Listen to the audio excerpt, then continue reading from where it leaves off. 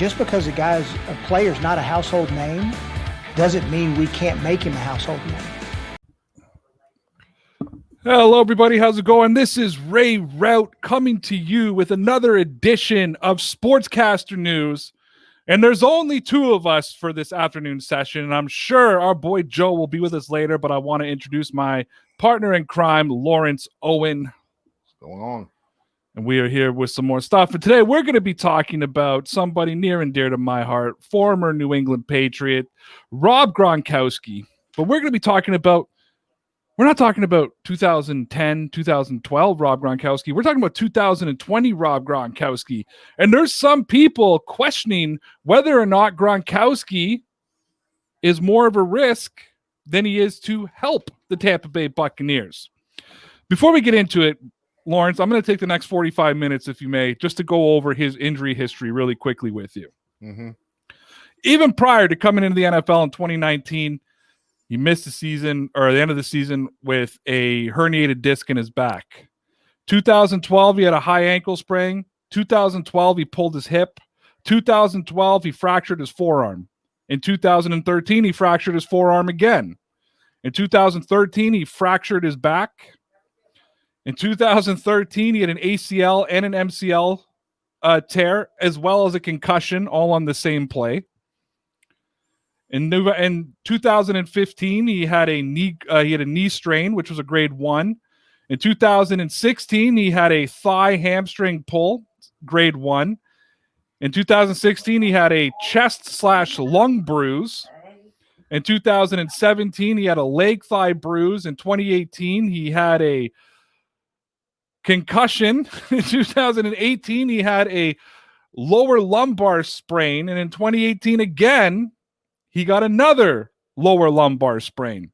Now, according to sportsinjurypredictor.com, this is crazy to me, the chance of Rob Gronkowski being injured in 2020 is a 78.7%.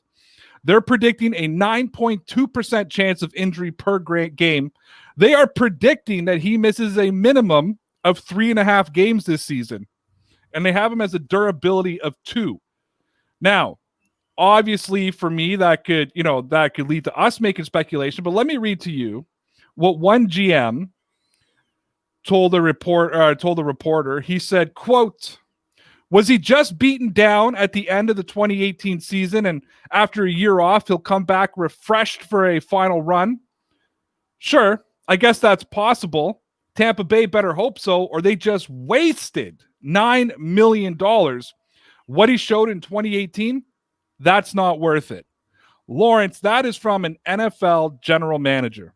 Let me make it clear before I turn it over to Lawrence. We're not here to debate Gronk's hierarchy of the greatest of all time. We're not here to talk about how great of a player he is. We are here to talk about Rob Gronkowski in 2020. Lawrence, do you agree or disagree with that anonymous general manager's assessment that Gronkowski is more of a risk than he is of a possible contributor to the Tampa Bay Buccaneers this year? The $9 million isn't the only thing that Tampa Bay gave up to get Gronkowski. They gave up a 4th-round pick as well. So you really need to put that into consideration. Total between the two, I think that is a serious gamble at the wheel, right? I mean, if you're going to gamble, or if it's a red or black situation, that's 50-50 chance. But this GM for Tampa Bay has just put money on a number, in my opinion. That's how I see it. Now, granted, if he hits, he's going to hit big, because Gronkowski is that type of player that where he goes out there, he can legitimately, he's a matchup nightmare for anyone on a defense. Linebackers ain't fast enough to cover him. Safeties ain't strong enough to tackle him. I mean, that's just how it is. And Gronkowski's proven that over his tenure in the NFL. But his injuries are a concern. Yeah, it is possible that after a year off from the NFL that he can actually just his body healed up. And yes, less chance of getting hurt after he takes a year off, maybe. Maybe, because you got to remember he's been a year off. That's a year his body's not been taking a hitting, and human physiology, you get used to that kind of stuff over a period of time. Now, he was with the WWE for a while as well, right? I mean, I think he's still the 24/7 champion. Yeah. So what if who they play week 1? The New Orleans Saints. That's what I thought. So there's going to be some defensive player on the New Orleans Saints is going to be the 24/7 champion, right? As soon as they tackle Gronk. So the 1, 2, 3. I want to know if there's going to be a WWE referee sitting there for the game. That'd be interesting. Wouldn't it be like they hit him and Drew Brees runs on the field and takes the cover? Yeah. I think it is a gamble. I think $9 million for 1 year plus a 4th round pick is a bit of a gamble. But like I said, man, I mean, to be honest, if he's healthy and he's able to stay healthy for even 12 games, let's say he misses 4 games due to injury. Those 12 games, you're coming out with a Gronkowski that Tom Brady knows. He's not going to have to go out there and do any reps. He'll be the only offensive player out there that he could throw the football to that he won't need timing with, because he's got timing down with him. He'll be there to help protect Brady. That's something that Brady's going to need to get this offensive line that Tampa Bay has. Yes, they went out and picked someone, but they were still really awful anyhow. Before then, they needed more than one player. The $9 million, I don't have an issue with.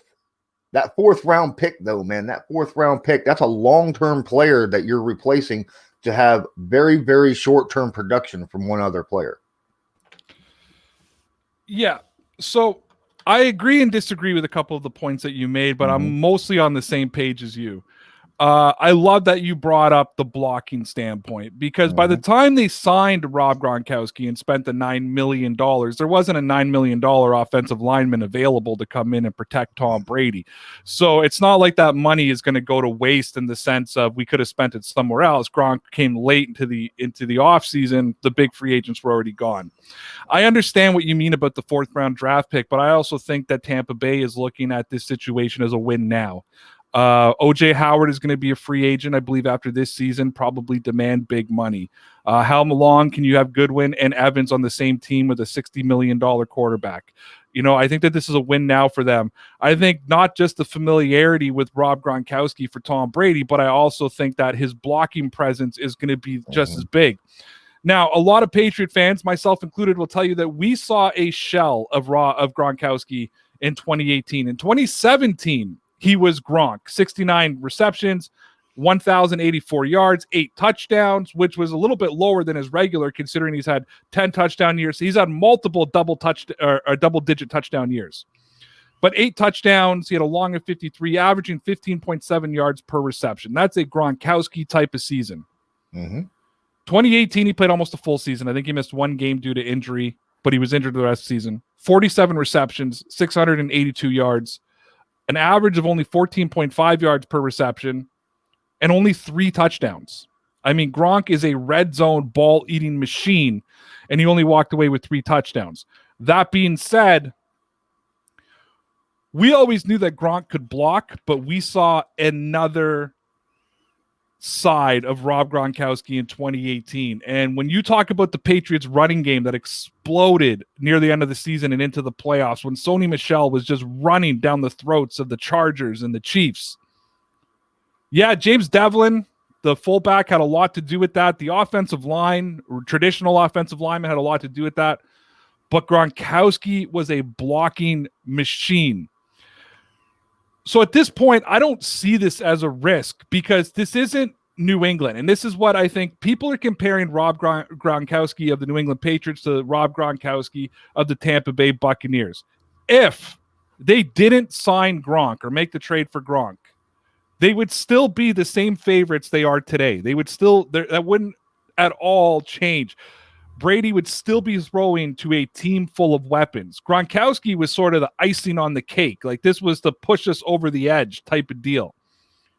So if Gronk does go down, and I don't want to say we should expect it, but if the expectation is that Gronkowski is going to go down, from a weapon standpoint, Brady's got other people. I think that what I would hope is that if he was going to get injured, and look, I don't want Tampa Bay to win the Super Bowl, but I don't want to see guys get injured. But if he was going to get injured, my hopes would be it was later in the season when Brady is more connected with his other receivers, they can get over it. The reason Gronkowski's presence was missed so much in New England, it was because outside of him and Julian Edelman, Tom Brady was usually working with nobodies. They didn't have a team.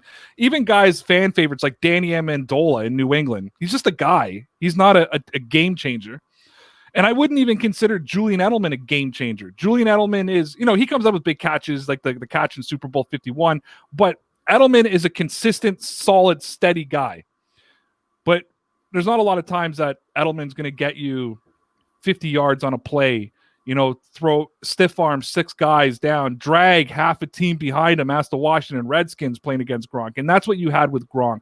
A legit red zone threat, a legit 4th and long, and a legit 3rd and long. A guy that, man, I need to make a play, I'm putting it to Gronkowski. I remember the AFC Championship game against the Chiefs.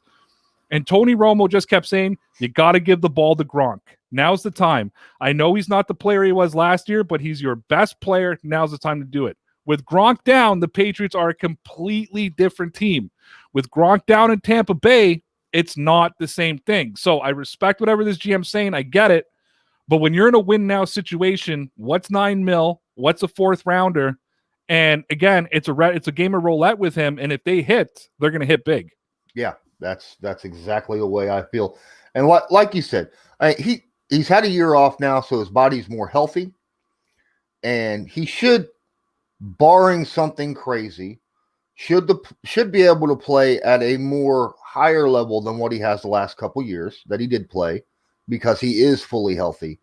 Now, like I said, so barring some crazy injury that happens, that's going to allow, and you hinted on it, and I said something earlier, he's going to give Brady that security blanket for the first few weeks.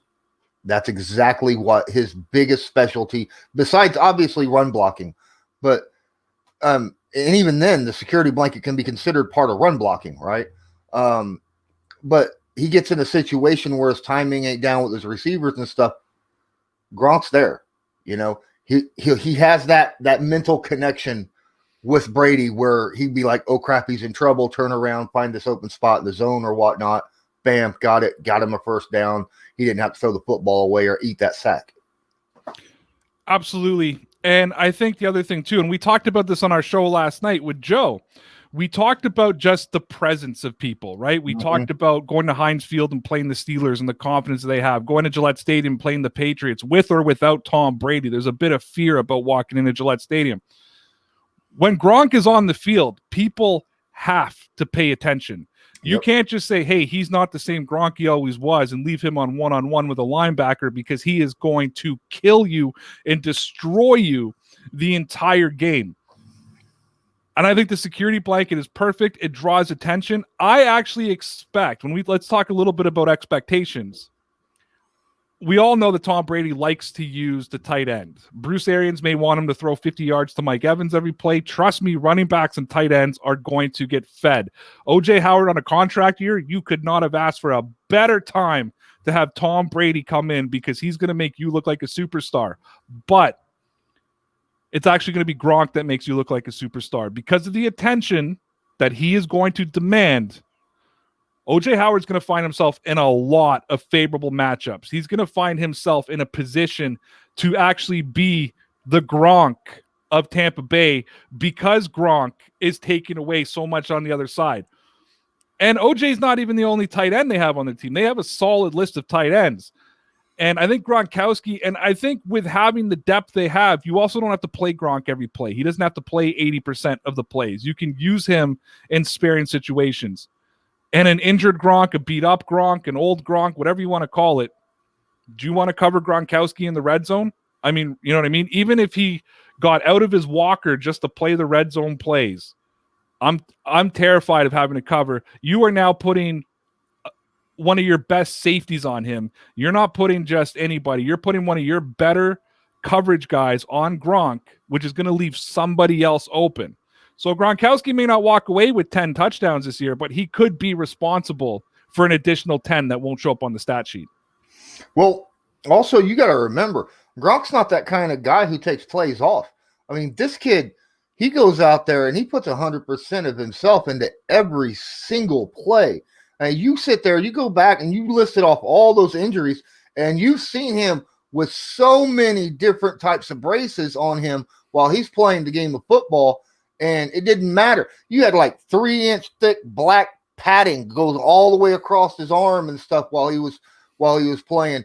He's still going out there diving through two guys for a reception and for a touchdown reception or something. And now that he's healthy, that just means that he's going to be able to do that even more effectively. Yeah, and I think back to Super Bowl 53, his last game with the Patriots. He makes a huge, 30-yard catch that sets up the only touchdown of the game for Sony Michel in the fourth quarter.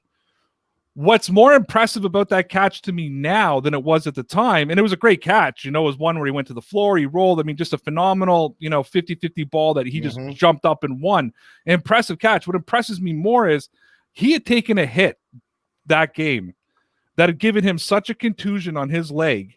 He had to, number one, he couldn't go see Jimmy Fallon the next day because he was in so much pain.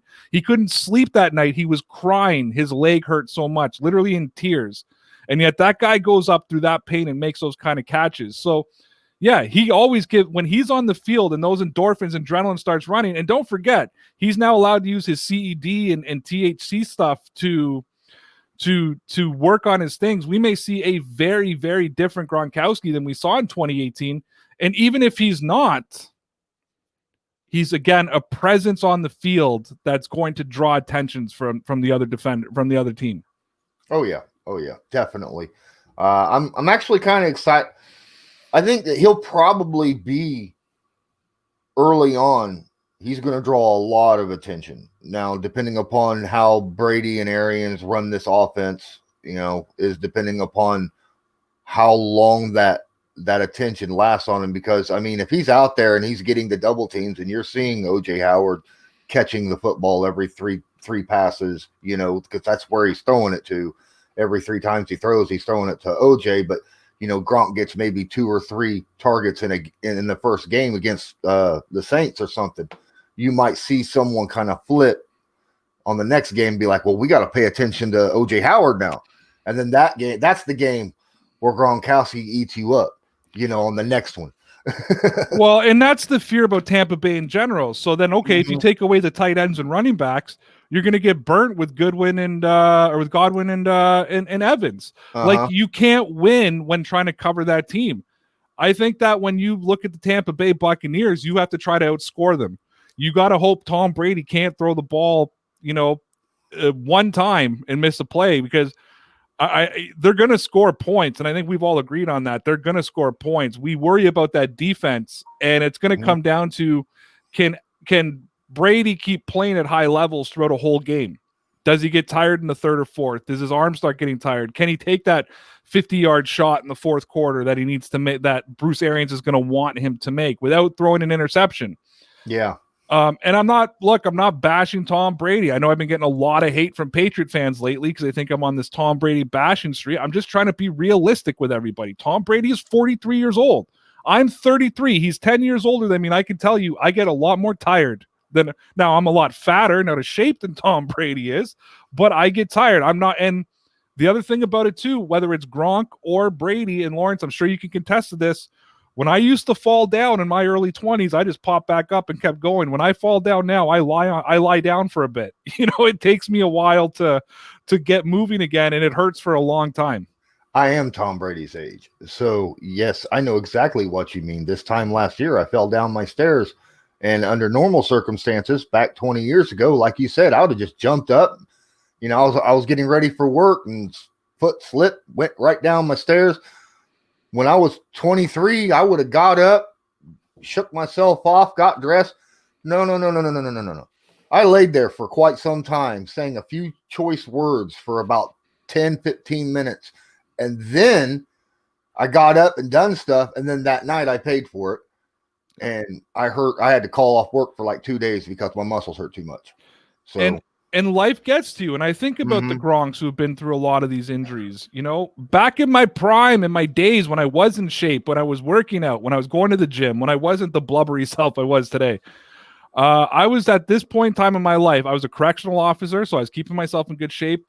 I weighed about 240 pounds of muscle. I was going to the gym 6 days a week, Lawrence. I was cutting my grass, stepped into a hole, and popped my hip. And it was about a 6-month recovery. I'm feeling that 10 years later now.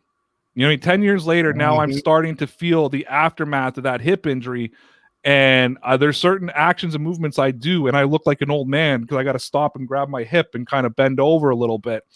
And with the injuries that Gronk has had, his back, and you know, you can pull your back reaching for the remote. It doesn't matter. And I've had doctors tell me it doesn't matter how healthy you are. You can be the most in shape person in the world. The back is an injury. And I've also been told, because I had a back injury, once you injure your back once, you're susceptible the rest of your life to major back injuries. Gronk, I mean, he looks like, you know, he reminds me of Ray Lewis in his final year where he looked like a bit of a robot with all the different padding and stuff that he had on. And that's the way Gronk looks. So I do worry for him and Brady, you know, as older guys in a system where you don't have a great offensive line. And if you have to go deep, you need time to throw that ball deep. Jameis Winston made a lot of mistakes, but you know what else Jameis Winston did? Got away from the pass rush, found himself time. Brady, look, has great movement in the pocket. He's probably one of the more fluid, one of the best guys moving in the pocket, but that's taking 2 steps to the right, taking a step to the left, you know, dropping into this. When your offensive line, I saw last year with an offensive line collapsing, Tom Brady throws the ball away a lot because whether he wants to admit it, it hurts more to get hit now than it did 10 years ago.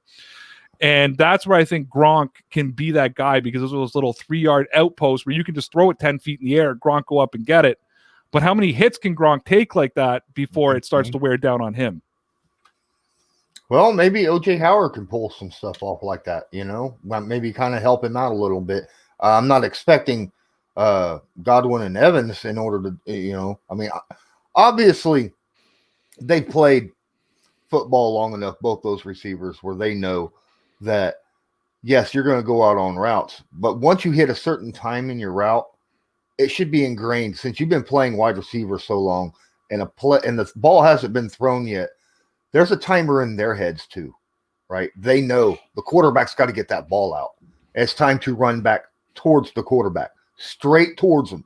Try to get him an easy opportunity to throw that football away, because at a certain point, routes become null and void. At a certain time in every play, a route becomes completely null and void. You're just playing backyard football, trying to get open for your quarterback. Which is exactly why we believe the Buccaneers will struggle at the beginning of the season until they can get on the same page as Brady. Because one thing that Brady has is they, in New England, they have plans for broken routes. It's not just come back to the quarterback. It's like, okay, you have to break your route. You have to examine that. You have about half a second to examine the field and figure out where Brady wants you. And what we saw last year was young players who hadn't played with Brady, and Brady get frustrated. You'd see him trying to tell him where to go, and the guys weren't doing what he wanted them to do. So I'm not saying I'm a little higher on Tampa than you are through our conversations, but I think we are going to see an early season struggle for Tampa Bay. And it's a really interesting dynamic. Here's going to be my final thoughts, and then I'll give you your final thoughts. It's going to be an interesting dynamic because you've got a young team full of Pro Bowlers who've actually stayed relatively healthy in their career. Yet their 2 most dynamic playmakers is a 43-year-old quarterback and a tight end who has been beat up, you know, and beat to the ground and dealt with injuries his entire career. And it's going to be interesting to watch them come together and try to become the dominant team that I think they're expecting in Tampa Bay. Yeah, I think unity is a very, very big thing that's going to have to be accomplished here in Tampa. Just flat out, they're going to have to get out there and find their rhythm together before that first. You don't want to find your rhythm a week or two before, you know, your first game of the season. And so I don't know. Tom's already thrown a little bit, right? He's thrown out some Yep, I know he's at least had one session with his receivers. He's probably had more, but one recorded session, one documented session. Yeah, I'm figuring that's probably happening quite a bit because Tom's not the kind of guy who's just going to leave things to chance. So I'm assuming that he's out there at least 2 or 3 times a week on his own with Evans and Godwin and Howard and maybe even Gronk, even though he probably don't need it with Gronk. He's that kind of a person where he'd be like, I still want you there. Let's throw around. There ain't 10 people here. We can just throw around and get our stuff together because they need to be prepared. And Tom Brady is that guy that will get you prepared. All you have to do is listen to him and take his direction. Well, yeah, and they've actually kind of went beyond that. I mean, he had his center out there with him so he can get in sync with his center. From what I understood, they were doing red zone drills. They were doing patterns. They were doing, deep in their own end zone. I mean, Brady was running a real practice with his guys. I believe Gronk wasn't there, but the rest of the regular characters were. And yeah, absolutely. And that's a Brady way of doing things. It's also a New England way of doing things with preparation. And I think a lot of those Tampa guys who are used to Jameis Winston just letting the ball loose and going, they need to recognize when Tom Brady lets go of the ball, it's for a purpose. It's to a spot, it's to a place, it's where to go, and getting them in sync is going to be so important. So yeah, it wouldn't surprise me if they're out every day, to be honest with you, with somebody just getting in rhythm and sync with each other. Even if it's not every day right now, the closer and closer you get, the more often that these kind of things will start happening with them. So yeah, even though I think they'll struggle early on like you do, it's mainly because it's live action. That you could practice all day, but it's not the same when you're playing against other people in a live game. So, I think they'll struggle a little bit early on due to that, but I think they'll start to catch on a little bit. It's just depending upon how many times and how far Tom Brady has to throw that football through the season. I guess it's a wait and see. We will keep tracks, obviously, throughout this entire offseason and into the season on how Tampa Bay is doing, because I'm sure it's a story that will never go away until Tom Brady retires. Is Gronk worth the $9 million fourth-round investment? That's still a wait and see. I mean, 78.7% chance he's going to get hurt. A minimum of 3.5 games missed. I don't know, but I think today we've kind of showed you both sides of the argument. We hope that, let us know in the comments what you guys think. And with that being said, guys, this was another edition of Sportscaster News. Again, my name is Ray Rauth. That was Lawrence Owen. We will be back later tonight with our boy Joe to probably have a big argument about something. Thanks a lot, guys. Take care. Later. See ya.